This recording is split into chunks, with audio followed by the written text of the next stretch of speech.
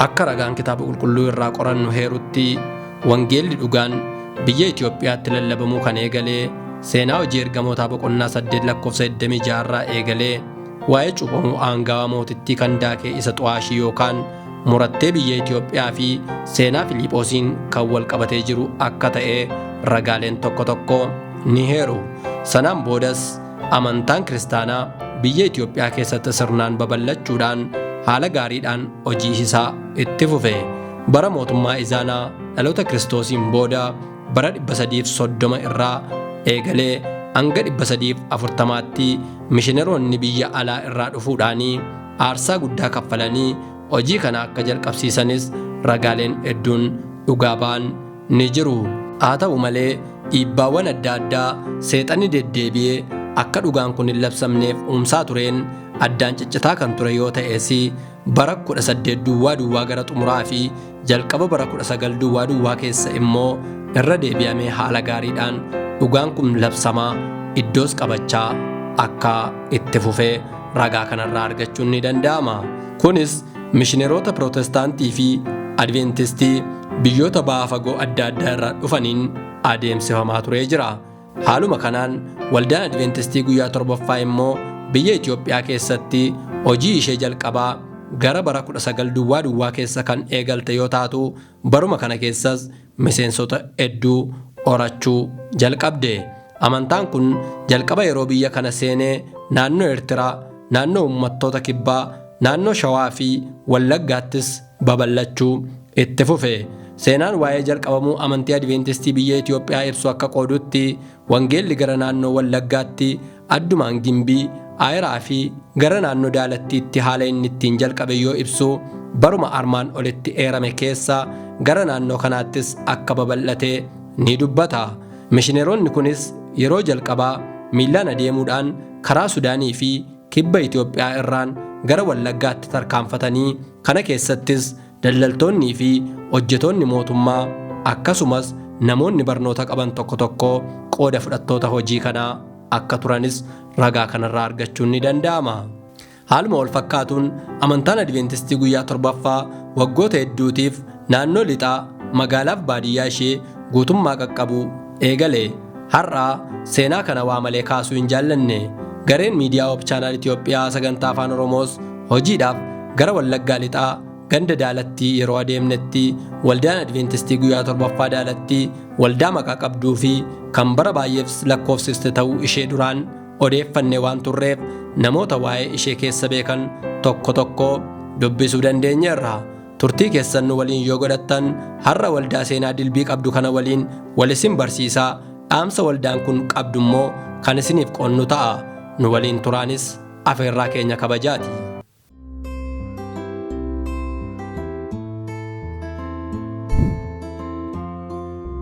Hope Channel Ethiopia.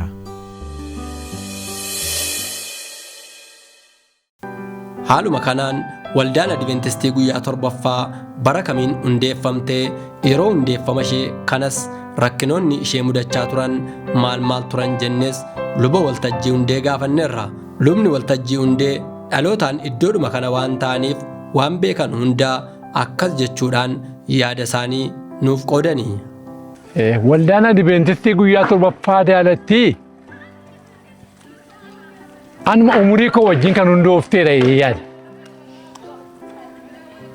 Kan isheen hundooftee bara 1954ti. Waldaa kana bifa waldaa taatee kan isheen dhaabbatte 1954ti. Isa garas mandaraan naannoonis walitti dhufanii waaqeffachuun jira. Akka waldaatti kan isheen dhaabbatte kanan beeku 1954ti. Waldaan kun yommuu dhaabbatte haala baay'ee rakkisaa keessatti dhaabatte. Bara Jaanoo keessa dhaabatte. Bara Haayile Sillaasee keessa dhaabatte. Bara amantiin Adventistiidha maqumti isaa iyyuu hin beekamne keessa dhaabatte. Namni waa'ee isaa kan hin beekne keessa dhaabbatte jechaadha. Yeroo waldaan kun dhaabbatte ari'annaa guddaatu ture. Amantiin jiru amantii Ortodoksii duwwaatu jira. Naannoo kanatti beekamaa kan ta'e waaqeffattoota amantii Ortodoksii duwwaatu jira. Waa'ee Adventistii na beeku hin jiru jechaadha. Kanaaf bu'uureffamuu isheetiitiif iddoo kana kan jiru yeroo sana qoroon Giraamaayii Bantii Tolasaa jedhama. Giraamaayii Bantii Tolasaan waldaan kun iddoo kana akka hin dhaabbanneef dhagaan hin garagalchine hin jiru. Haa ta'u iyyuu malee obbo Ayyaanaa Qaatee namni jedhamu naannoo hojii dhuunfaa hojii mana qorichaatiin daalattii irra dhufee yommuu qubatee jedhee waldaan kun akka inni dhaabatuuf namoota leenjisuudhaaf jajabummaas nama keessatti horsiise inni ofii isaatiin miseensa Adventistiiti maqaama Adventistiitiin dhufee mana qorichaa dhuunfaadhaaf banate. Mana qorichaa dhuunfaa eega banatee booddee sana hin teenye manni sagadaa Adventistii akka inni dhaabatu barbaade. Namoota ijaare. Namoota eeganne ijaaree jedhee booddee namoonni walitti dhufanii kadhachuu jalqabanii kadhata kana booddee waldaan kun akka dhaabatu ta'ee jechaadha. Ergaa waldaan kun dhaabatee booddee amma ari'annaa itti fufe. Itti fufu iyyuu maleessaatii namoonni gara booddee deebi'uu hin dandeenye jechaadha.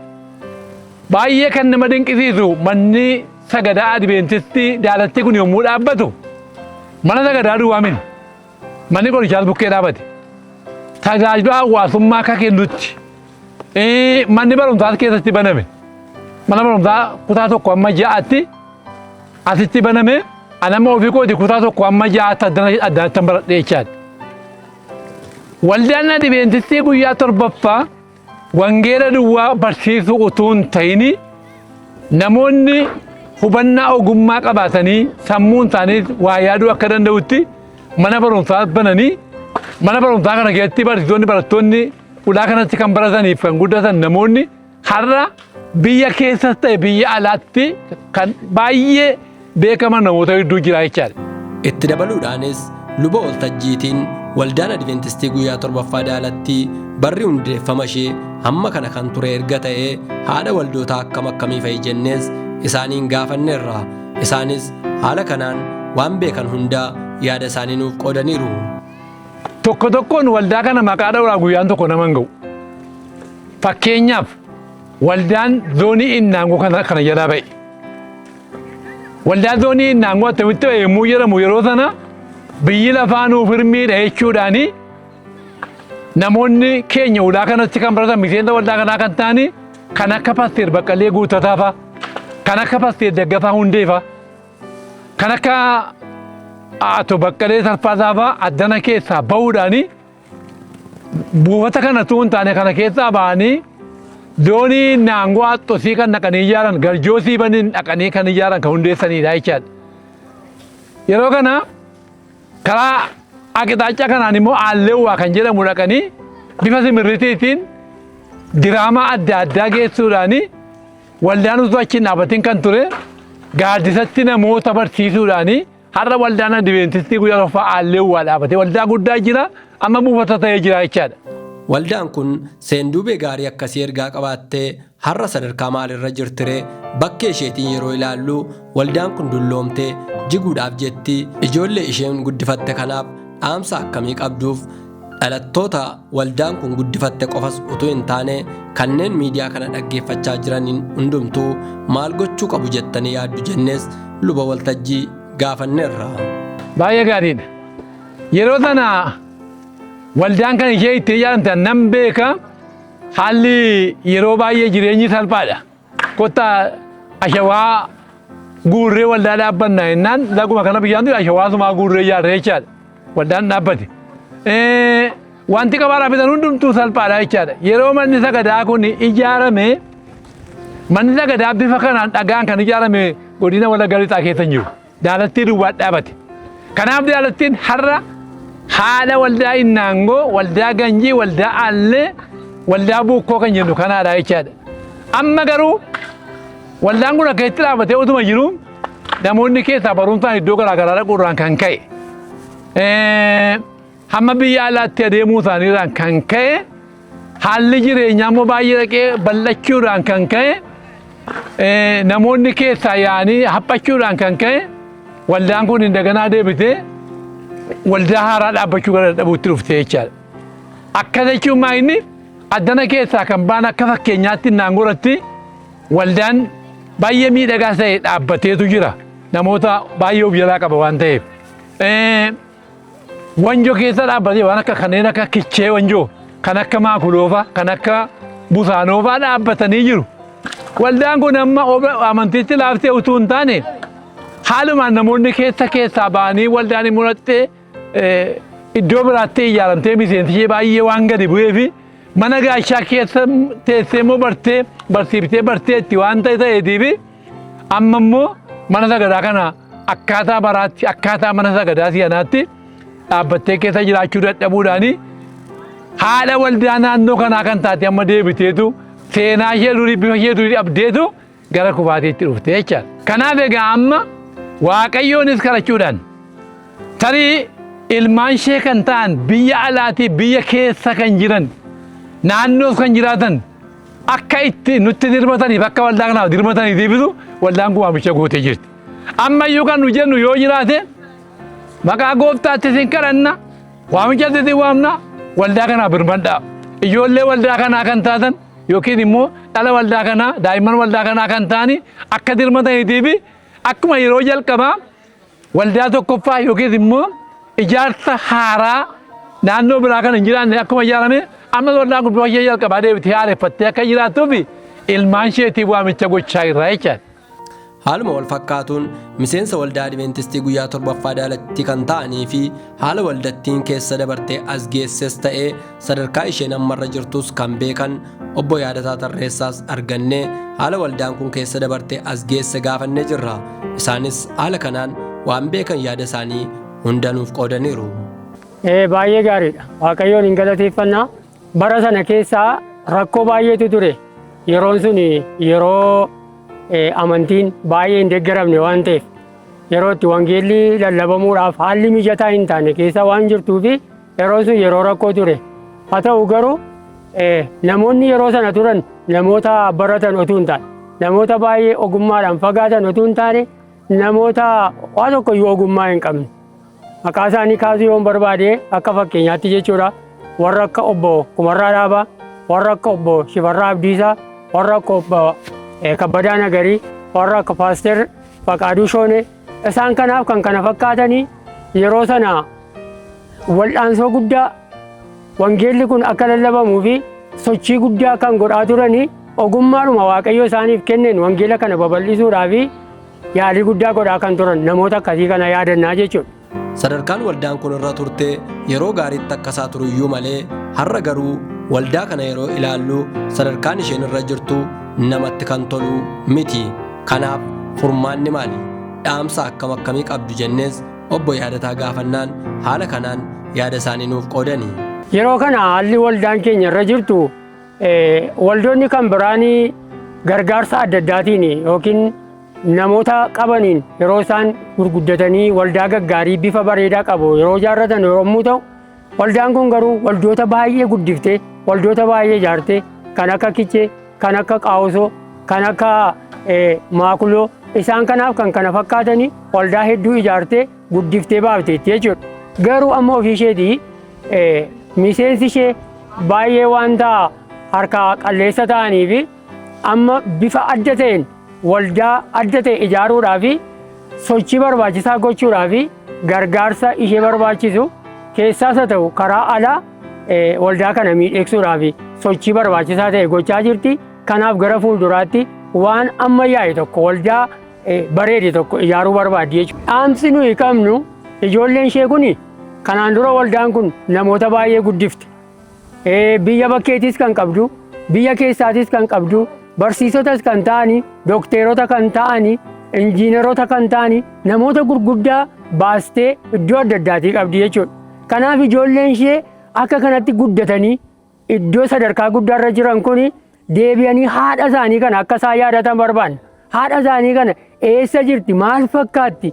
Bifni isheen dur qabduuf amma qabdu wal fakkaataa jedhanii ilaalanii deebi'anii dhufanii akka isaanii waldaa kana bukkee dhaabbachuudhaan wanta gaarii tokko akka isaan hojjetan akka isaan gara keenyatti deebi'anii gara waldaa kanaatti deebi'anii bifa waldaa kanaa jijjiiranii wangeela xumuraa kana bakkaan akka isaan ga'anii fi waamicha isaaniif goonaa jechuudha.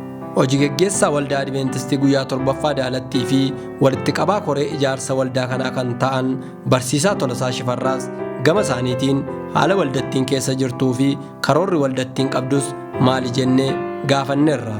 Akka waldaa kanaattis miseensonni ishee haala kamiin dirqama isaanii baachuu akka qabanii fi akeekni waldaan kun itti adeemaa jirtus maali jennee barsiisaa Tolasaa gaafanneerra. Akkuma beekamu waldaan Daalattii yeroo ammaa kana ijaarsi ishee dulloomee namni gaafatu dhibee gamoon ishees girgiddaan ishees qorqorroon ishees dulloomee ijaarsa yeroo itti barbaadde kana keessa yeroo jirru ta'a jechuudha. Egaa ijaarsa kana fooyyessuudhaa fi maree garaagaraa geggeessineerra utuu gargaarsa namoota bakkeetti hin baniin dura miseensonni waldaa keenyaa maal gochuu qabu kan jedhu erga marii geggeessine koree ijaarsaatti dhaabne. Koree ijaarsaa kana wajjin immoo karoora qopheessine. Karoorri nuyi qopheessine diizaayinii waldaa qopheessuurraa jalqabee ijaarsi kun yoom jalqabee yoom xumura kan jedhu kan of keessaa qabu yommuu ta'u, hanga ammaatti karoora qophaa'erraa yoo xiqqaatee birrii miliyoona 15 hanga miliyoona 20 kan nu fixu ta'a. Haa ta'u garuu kana fooyyessuudhaaf waldaan keenya miseensa isaa hirmaachisee wantoota gochuu danda'u hundumaa gochaa jira. Namoonni dhuunfaan miseensa kana waldaa kana keessa jiran daa'ima xiqqaadha amma nama guddaatti waan gochuu danda'an mara gochaa jiru. Bara kana keessa ayyaana gannaa bara 2018 yommuu ayyaaneffanne kennaan koo ijaarsa mana qulqullummaa koof kan jedhuuni buusii bu'een qarshii 78 walitti qabanne makarii bara kana boqqolloo midhaan garaagaraa walitti qabneeni yoo xiqqaate kuntaala 30 kan ba'u boqqolloo walitti qabnee jirra. Buna namni kennaa isaatiin mana qulqullummaa akka ijaaruuf daa'ima xiqqoo kubbayyaa 5 hanga 25 namoonni gurguddaan immoo kiiloodhaan kuntaalaan kennaa jiru. Maatiin tokko amma kuntaala 6 kennuutti kan ga'e kuntaala 3 kuntaala 2 kuntaala 1 isa xumuraa ta'ee kuntaala 160 walitti qabnee jirra jechuudha bunarraa. Kanaaf ijaarsi waldaa keenya bara kana bifa adda ta'een jalqabamuu qaba kan jedhuun kanuma bu'uureffachuun immoo konfireensiis waamnee jirra. Konfireensii yaa hafuuraa guddaa waldaa Daalattii keessatti qopheessine namoonni buufata keenya keessa jiran, buufata keenyaan ala jiranis, geggeessonni buufata konferensii lixa Itoophiyaa fi geggeessonni yuuniyeenii keenyaa dhufanii diizaayinii waldaa keenyaas ilaalanii ijaarsa waldaa keenyaas sochiin irra jiru. Akkasuma immoo waaqeffannaa yeroo ammaa kana bita galee jiru gara toora tokkotti fiduudhaaf sanuma duukaa ijaarsa gamoo mana qulqullummaa qofa utuu hin taane ijaarsa hafuuraa amantootaa iddootti deebisuudhaaf waldaan keenya cimtee hojjechaa jirti jechuudha. Namoonni sagantaa kana dhaggeeffachaa jiranis ta'ee miseensota waldaa kanaa turanii bakkeewwan adda addaatti hojiidhaan bobba'anii kan jiranii fi akkasumas qabeenya isaaniitiin hojii waaqayyoo hojjechuun amala isaanii kan isaaniif ta'ee waldaan kun dhaamsa isaanii akkas jechuudhaan imaanaadhaan akka isheen dabarfattu karaa barsiisaa tola isaatiin dhaamsa isaanii haa dhaggeeffannu. Waldaan keenya namoota baay'ee barsiistee jirti. Biyya alaa kan jiran, namoonni biyya arabaa jiran ijoollee baay'ee qabna. Magaalaa Finfinnee keessa namoota baratan danuu qabna. Ministeerota keessa kan jiran, waajjira mootummaa gurguddaa keessa kan jiran, hojjetaa mootummaa barsiisaa hin taane qofa waldaan kun nama 44 qabdi. Sana duukaa barsiisota 72 kan maqaa isaanii beekutu jiru. Kanaaf yeroo ammaa kana ijaarsi waldaa keenyaa yeroo jalqabamee jiru. Waldaan kun immoo haadha hiyyeessaa namni ishee gargaaru dhibe. Umuriin ishee kan darbe gargaarsa dhabdee dulloomtee kan jirtu waan fakkaachaa jirtuuf adaraa kan ittiin jennu namoonni iddoo jiranii gargaarsa waldaa kanaaf godhanii ijaarsa ishee akka nu wajjin xumuran jechuu barbaanna. Ammallee iddoo jiran ta'anii ijaarsa waldaa keenyaatiif gargaarsa barbaachisu akka nuuf godhan jechuu barbaanna. Namoonni yeroo akkasiitiif kaa'amte akkuma Esteeriin jedhe Mardokaayi namoonni poozishinii garaagaraa jiran biyya alaas kan jiran diyaaspooraan garaagaraas yoo jiraate namoonni fandireezingiitti hojjetanii waldaa kanaaf yeroo ammaa kana gargaarsaaf gara isaanii ilaalaa jirra. Waldaan kun isin abdatti barsiisonni biyya keessa jirtanis daldaltoonni mootummaa akkasuma abbootiin qabeenyaa waldaan kun isin guddiste magaalaa garaagaraa keessa kan jirtanii dhaamsa kana dhaga'uudhaan gargaarsa barbaadamu akka nuuf gootan jechuudhaan dhaammachuu barbaannaa jechuudha. Nutis gama keenyaan waldaa Adventistii guyyaa torbaffaa jaalattii ishee haadha waldootii baay'ee fi seenaa gurguddaa qabdu kanaa dhaamsa ishee jaalalaa fi kabaja guddaa waliin isin qaqqabsiisuu barbaanna. Dhugumayyuu haati ijoollee baay'ee abdiin ishee hin xinnaatu. Loomiin 50 nama tokkoof ba'aa nama 50maaf immoo urgaadha akkuma jedhamu sana ba'aa waldaa kanatti ulfaatee yoo nuti itti hirmaanne ni salphataaf waan ta'eef karaa miidiyaalee hawaasummaa garaagaraa fi karaa foddaa TV keessaniitiin sagantaa kana daawwachuuf carraa kan argattan martinuu waldattii kanaan akka dhuunfaattis ta'ee gareedhaan ijaaramuun asinsiif jira ittiin jechuudhaan seenaa waldaa kanaa iddootti deebisnee dhugaa abboonni keenyaa dhiiga isaanii dhibaayyuu itti gochuudhaan asiin ga'an kanatti lubbuu itti goonee nutis qabeenya keenyaan lallabbii wangeelaa isa nu biratti hafe kanaa galmaan hageenyuun dhaamsa keenya isa guddaadha. Nagaan jiraadhaa. Boo'icha ijoollee keetiif imimmaan gala'ee lafattiin ilaaltu si biratti kakabaa imallitu muramaa sarichaaf godhamu diinablee yoo guddaadha yeroo fakkaatti samii lafat buureffamu.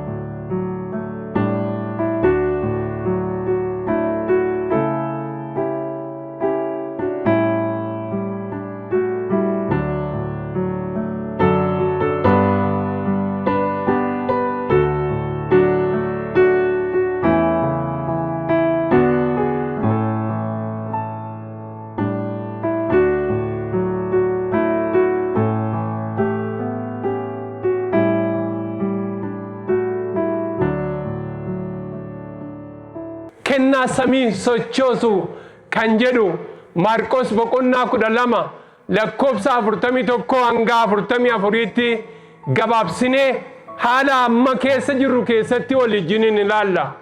Waa'ee amantii kennaadhaan argisiifamu Waaqni hundumaa nuu kenne, Waaqni fayyina nuu kenne, Waaqni abdii nuu kenne, Waaqni abdii kana akka dubbannu nu taasise itti amanna yoonnaa ta'eef kennaadhaan akka nu argisiifnu barbaada. Mootummaa Waaqayyoon keessatti kennuun baay'inaan hin madaalamu, kennuun baay'inaanis hin ibsamu. Kana ammuma dhageenyeerra aarsaa amanuu fi abboomamuudhaan safarama. Kennaan nu ilaan aarsaa of gochuu keenyaan, Waaqayyoof abboomamuu keenyaan, akkasumas immoo Waaqayyoon amanuu keenya ibsuudhaan safarama malee baay'ina waan nu ilaannuutiin safarama utuu ta'e horiin dubartii ammaa homaa tokkotti iyyuu galuu hin danda'u.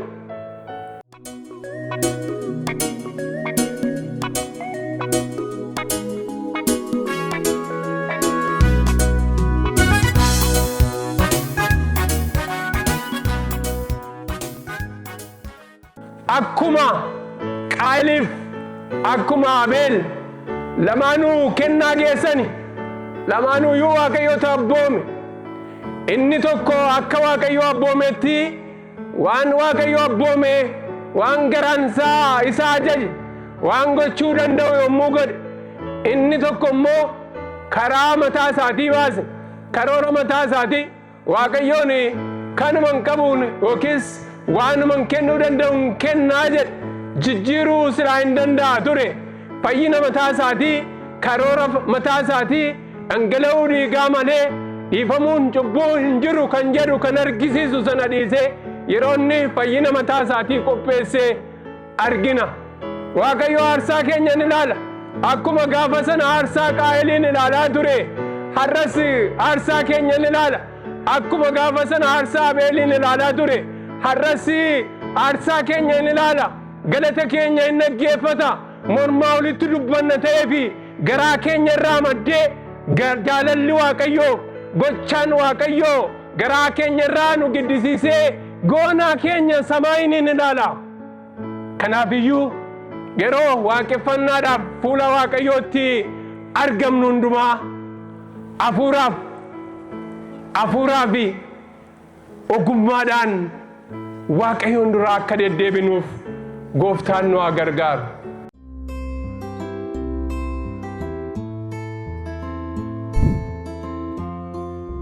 ሆፕ ቻናል ኢትዮጵያ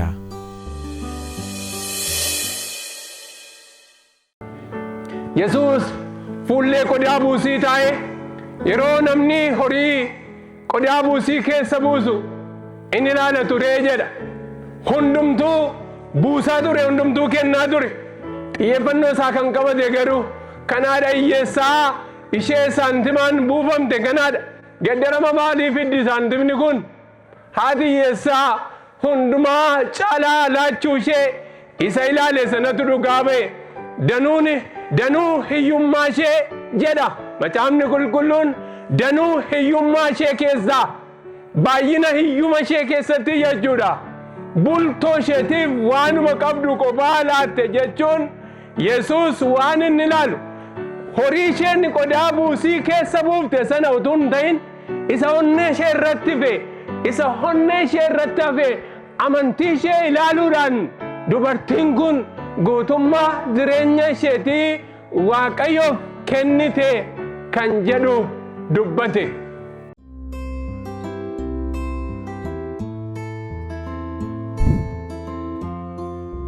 ሆፕ ቻናል ኢትዮጵያ Egaan erga Waaqayyo nutti kenne waan Waaqayyo irratti nu shuume kana saantima lamaanis haa ta'u, birrii 2000 haa ta'u, qodaa bidiruu Waaqayyo keessa buusuun Waaqayyo ni ilaala, dandeettii keenyas hin madaala. Kanaafuu yoo hafuurri qulqulluun nu guddisiise malee inni ofii isaatii nun giddisiisu. Hafuurri qulqulluun garuu akkana godhiinuun jedha. Macaafa moototaa isa duraa boqonnaa 17 lakkoofsa 9 kaatanii yoonnaa ilaaltan waan baay'ee nama dinqu tokko argitu. Eeyyee akkuma dubartiin isheen Yesuusin duraa kun kennitee dinqii Waaqayyoo ilaalte. Isheen kunis raajii Waaqayyoo rakkina oolchuudhaaf raajii Waaqayyoo isa Izaabeel itti kakattu dhiiga keenya biyyoo nyaachisa ittiin jettu lafarraan si balleessa ittiin jettu abbaa manaa ishee gowwoomsitee waaqa tolfamaa duukaa buuftee tokkicha nama dhugaa Waaqayyootiif dhaabatu kana balleessuudhaaf yommuu isheen ariitu nama baqatee laga Kireetiin ture nama laga Kireetitti Waaqayyoo qurruudhaan isa qallabaa ture. Namni kun Waaqayyoo isa sochoosee jennaan yommuu inni mandara ishee dhufu Waaqayyoo fi namicha kana gochuu isheetiif Waaqayyoof gootee otuu Waaquma sanayyuu sirriitti hin beekin dubartii ulaa Waaqaa banattee ilaalla. Nama lama kan hanqate namni sadii fixuu kan dadhabe ibboon maal inni yoo isiniin jedhan macaafa moototaa boqonnaa 17 lakkoofsa 9 kaaseeti. Nama lama hanqateennaan nyaannee du'uudhaaf jennaa jette nama sadii ta'anii immoo nyaatanii fixuu dadhaban. Hamma yoomitti hamma gaafa Waaqayyoo bokkaa biyya sanatti roobsuutti ishee fi ilmi ishee qarqara du'aarraa akka jiran dubbatte. Yeroo tokkitti waan tolfamu isa booddee nyaataniinuma ciisanii du'a eeguu kan ta'e waan kana duwwaatu jira.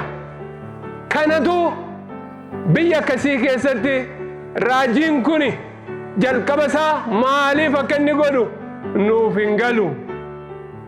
Iddoo biraa laga Kireetiin ture achitti barumsa isaa barbaachisu argatee deeme. Kireet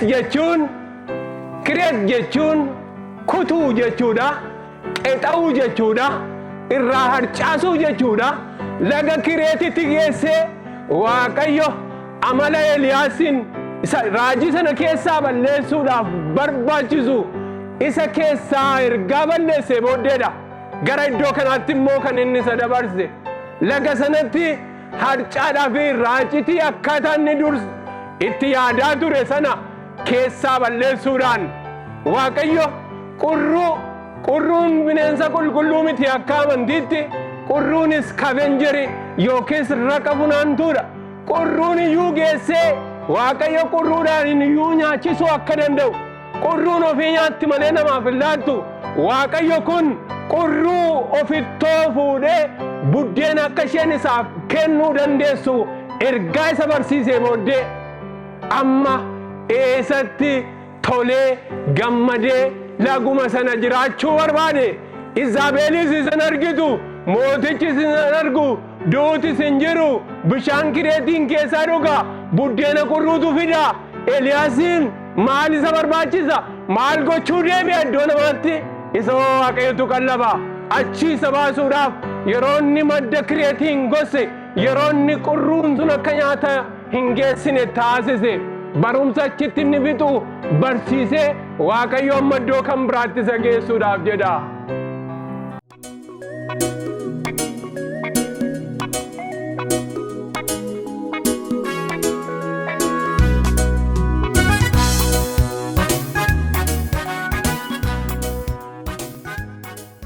Waaqayyo isa kennu dhiisee akka namni madda qabeenyaa hin waaqeffanneef Waaqayyo akkana godha. Waaqa isa bishaan Kireetiin bishaan qabbanooftuu uumee biyya goge keessatti isa qallabu isa obaasu dhiisee Waaqa qurruu abboomee nyaata akka isheen achitti geessitu dhiisee Kireetii fi qurruu isaaf geessitu akka inni hin waaqessineef ilaalcha isaa qabeenyaa sanarraa kaasee isa qabeenyaa sana kennuu fi isa qabeenyaa sana uume akka inni ilaaluuf Waaqni kun biyya gogaa sana keessatti laga Kireetii alatti qurruu sana alatti iyyuu waa gochuu akka inni danda'u barsiisuudhaaf jecha Waaqayyo kireetiin gosse. Al tokko tokko akkas ta'a amantootaa jireenyuma keenya keessatti waan nuyi abdannu, waan nuyi kan kooti jennu, waan nuyi Waaqayyoon olitti ilaallu fayyaas yoo ta'e, beekumsa yoo ta'e, dandeettis yoo ta'e, qabeenyaas yoo ta'e yeroo nuyi Waaqayyoo olitti ilaallu jirra.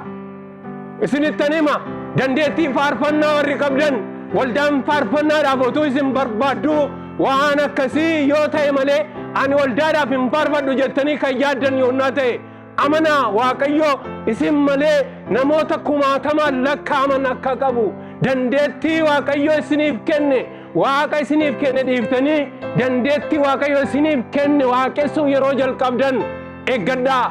Dandeettii lallabuu warri qabdan, dandeettii faarfachuu warri qabdan, dandeettii muuziqaa warri qabdan waldaan yoo akkas naa goote malee hin faarfadhu muuziqaa hin taphadhu kan jettanii yaaddan yoonnaa jiraate Waaqa dandeettii sana isiniif kenne dhiiftanii beekumsa sana amanachuu gaafa jalqabdan hakiimonni akkasi naggaadonni akkasi Waaqa fayyummaa isinii kenne dhiiftanii ani fayyaadha irreen koo cimaadha jettanii kan yaaddan yoonnaa jiraattan Waaqayyo akkas godha balbala kana cufaa. Balbala kana akka hin cufnee fi Waaqa qabeenyaa nuu kenne jireenya keenya irratti akka moosifnuuf Gooftaan nu haa gargaaru.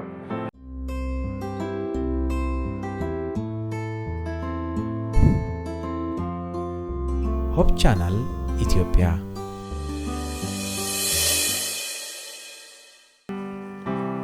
Yeroo baay'ee guubii muusiin irra jiru yookiis mangoon irra jiru ilaalla malee gaara guubiin sun irra taa'u hin ilaallu. Gaara guddaa guubiin yookiis muusiin sun hundeen isaarra dhaabatu hin ilaallu. Gaaricha nagarru nutti hin argamu. Wanti nutti argamu isa gaara irra dhaabatu mangoo sana, abukaadoo sana yookiin muuzii sanatu nutti mul'ata. Akkas jechuun maal jechuudha? Waaqa qabeenyaa sana kennuu dhiifnee inni nutti hin argamu. Qabeenyaa keenyatu nutti argama. Waaqa isaa nu eebbisa dhiifnee karaa kan biraa yommuu nu adeemnu Waaqayyo isa kanan barbaadu. Waaqayyo eebba tokko cufee eebba kan biraan bana Iyyaasuu boqonnaa 5 lakkoofsa 10 hanga 12 ilaalaa. Waaqayyo amma bara baraatti maannaa hin harcaafne saba Israa'eliif yeroo maannaan harca'uu qabutti maannaa isaanii farcaasee bakka isaan qotuu hin dandeenye haramuu hin dandeenyetti maannaa Waaqaa isaanii farcaasee gaafa isaan biyya Kana'aan biyya abdii isaanii galan gaafa isaan iddoo sanatti galuudhaaf jedhan maannaa addaan kute amma immoo akka isaan qotan isaan taasise. Waaqayyo waan gaanii duwwaatii fi cuggee duwwaa keessatti hojjetamuu danda'u. Gaanii keessaa daakuun hin dhumuu cuggee keessaa dhadhaan nuugii hin dhumuusa jedhame sana qodaa duwwaa keessatti hojjechuu akka danda'u Waaqayyo Eliyaasin barsiisuudhaaf kireetii baasee sarabtaatti akka inni geesse hubanna. Ta'uu baannaan iji isaa qurruurratti hafa. Yoom nufti qurruun koo jedha malee yoom nufa Waaqni koo hin jedhu yoo akkas ta'uudhaa baate. Kanaaf iyyuu Waaqayyo qurruurraa isa buqqisee dubartii nama taatetti isa geesse. Nyaannee duuna jedheen tolchuudhaaf udraa bo'achuudhaaf dhufee addanaa jira. Biyya gogii keessatti biyya roobni hin jirre keessatti biyya bishaanni boollaa hundumtuu goge keessatti Eliyaas dubartii kanaan bishaan naa fidii jedha isheen sila uduudhaaf jetti qophooftuudha. Bishaan naa fidii jedha yommuu isheen bishaan fiduudhaaf faggaamtu immoo duukaa bixxillee xinnoo ishee tolchii naa fidii jedha. Maali Eliyaas hin arguu waa biqilaa hin jiru maasiirra homtuun galu jiinni muraasi daddarbaniiru lafti tatarsa'eera mukeetiin hundumtuu goganiiru. Eliyaas jalqabuu biyya akkasii keessatti dubartii kana buddeena tolchii naa fidii yommuu inni jedhe duukaa isaa waa itti hime. Naa fidii siifan fidaa jedhe. Waaqayyo jiraataadha. Waaqni Israa'el jiraataadha. Hamma guyyaa bokkaan roobutti Waaqayyo waan barbaachisu sin dhabsiisu kan jedhu. Anaaf kenni, ana hojjetaa Waaqayyoof kenni, Waaqayyo immoo siif hin kennaa jechuudha.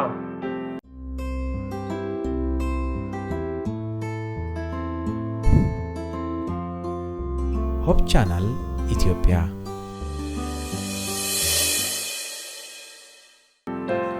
Saba Waaqayyoo Yesuus akka nu bira hin dabarreef jaalala isaa nuuf haa ta'u. Yesuus nu bira hin darbin. Yesuus yoo utuu Yesuusiin eegnu waan gochuu nurra jiraatu warra kan biraatiif hin goone onnaa ta'e Yesuusin hin gammachiisu. Anis manuma sana naqa garaa kennu warra qaban bira naqa yaada kennu warra qaban warra eebbisuu barbaadan bira naqaa jedha. Yesuus bifa meeqa akka inni qabu maalitti beekna? Har'a waldaan Yesuusin bakka buutee anaaf isiniin eeggachaa jirti. Ani waan danda'u nan godha, isinis waan dandeessan gochuudhaaf qophaa'a. Yesuus karaa inni mana keenya dhufu hin beeknu. Yesuus karaa inni gara jireenya keenyaa dhufu hin beeknu. Ofii arjaadha, ofii garraamiidha, ofii horiin bituu waan hin dandeenye hundumaa nuuf kenne. Waan horiin bitus nuuf kenneera, waan horiin hin binnes nuuf kenneera. Horiin siree bitaa hirriba bituu hin danda'u, Waaqayyotu nuuf kenne. Horiin buddeena bitaa fedhii nyaataa bituu hin danda'u, Waaqayyotu nuuf kenna. Horiin qoricha nuuf bita fayyina nuuf bituu hin danda'u, Waaqayyotu nu fayyisa. Horiin wayyaa nuuf bituu danda'u nu bituu danda'a. Simboodhaaf bareedina Waaqayyotu kennuu danda'a. Horiin lafarra jiru hundumtuu kan hunda keenya walitti dammaramee edaamee bituu kan hin dandeenye fayyina, araara, ayyaana Waaqayyoo bituu kan hin dandeenye akkasumattiin tola nuuf kenne. Waaqayyoo ilma isaa nuuf kenne, ilmi immoo lubbuu isaa nuuf kenne. Waaqayyo kennaadha, nus kennaadhaan argisiisuu danda'uutu nurra jira.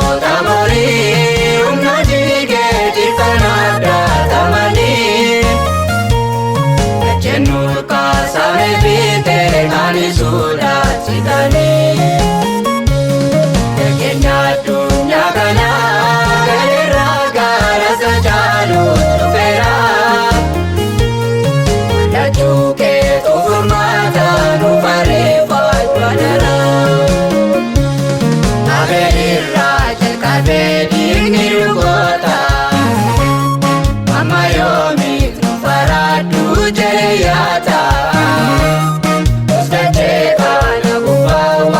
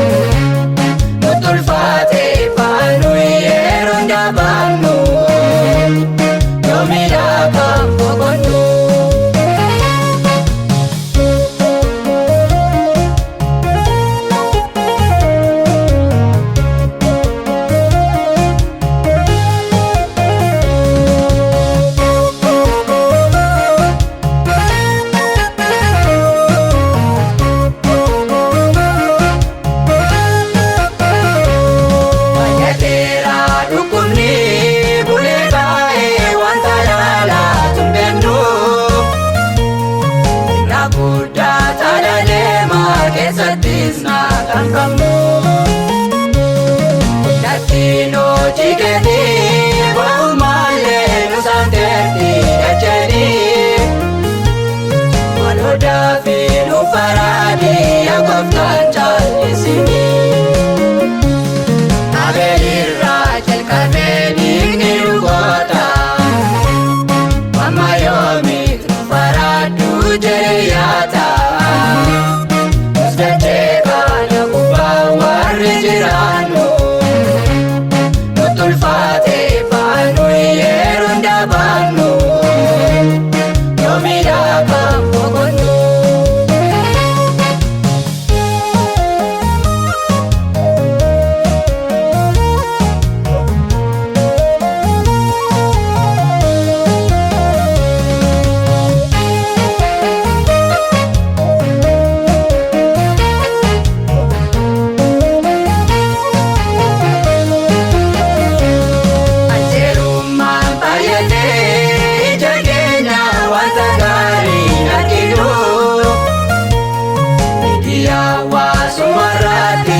Lugari nagetu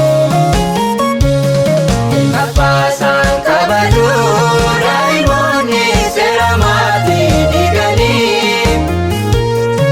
turin ko toda viti samni ke abo kotani abelir rajal kabeni nirugota mamayomi faradu jereyata.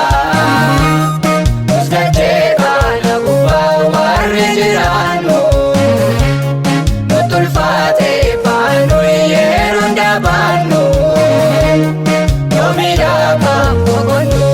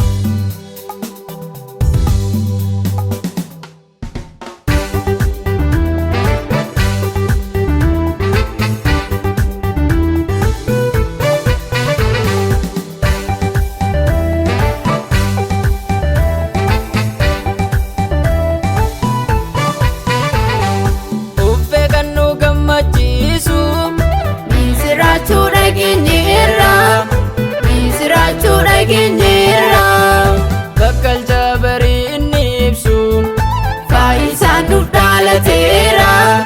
Faayisaan nuuf dhaalateera. Cubbamoota kan barbaadu furiin keenya argameera. Furiin keenya argameera. Namni hundumtuu haa gammaadu. Maanu'eel nuuf dhaalateera. Maanu'eel nuuf dhaalateera.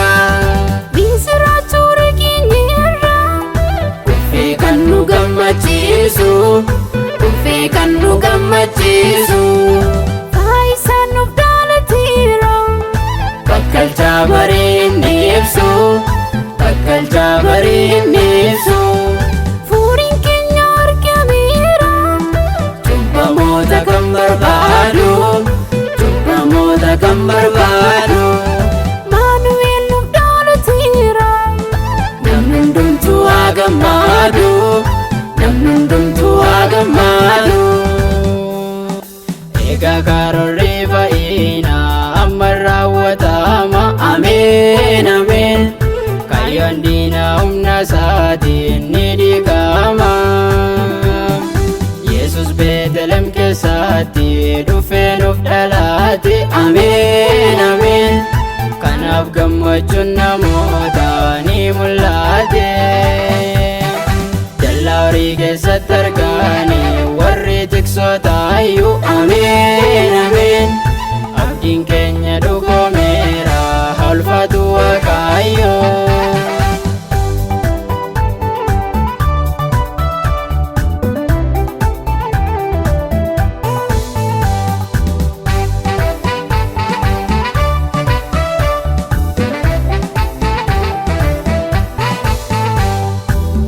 galmeen diinaa cufameetu hafe kan inni badii keenyaaf qopheesse bara baraanumatti adda baane akka bannuuf haala kan mijeesse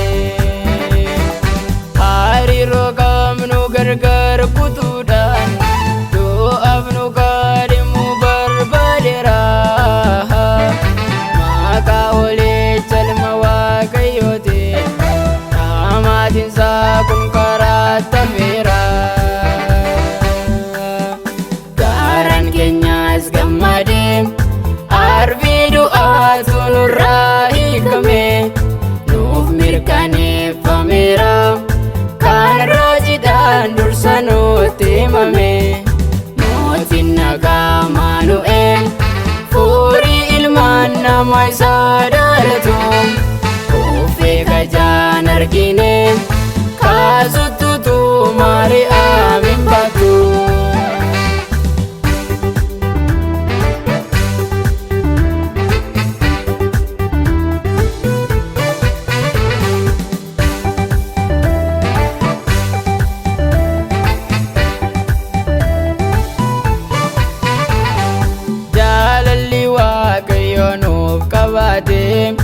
Ilma isaatiis ulfinarra kaasee abarsi maatii keenya jalqaba yemmuu macha samii guutuu raasee dhaddacha duratti salphifame kan nu taasifatu nama ulfinaa kun Maanu'eeltu nuuf dhalate jaajannaa isaatiif hin caallisina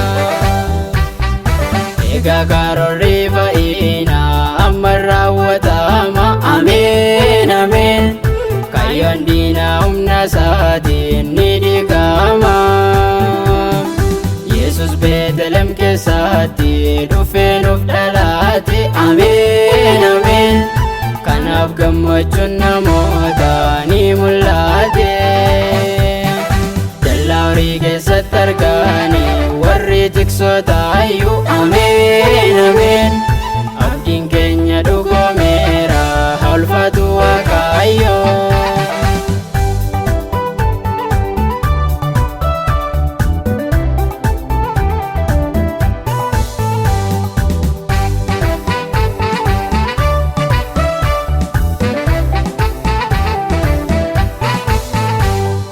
Yesus ulfina gaatu qabu fakkaatti namummatiin haadhate gulantaa keenyatti gadoof deebise jireenya saamiif nu kaadhimmate gaaddidduu du'aa jalaa nu baase nu argisiise fadhiikkisiisa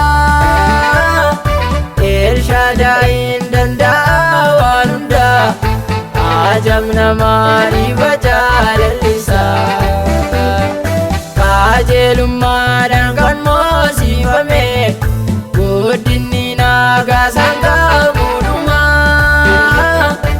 Alleluuyaa baraan maqaan isaa haa kabajaa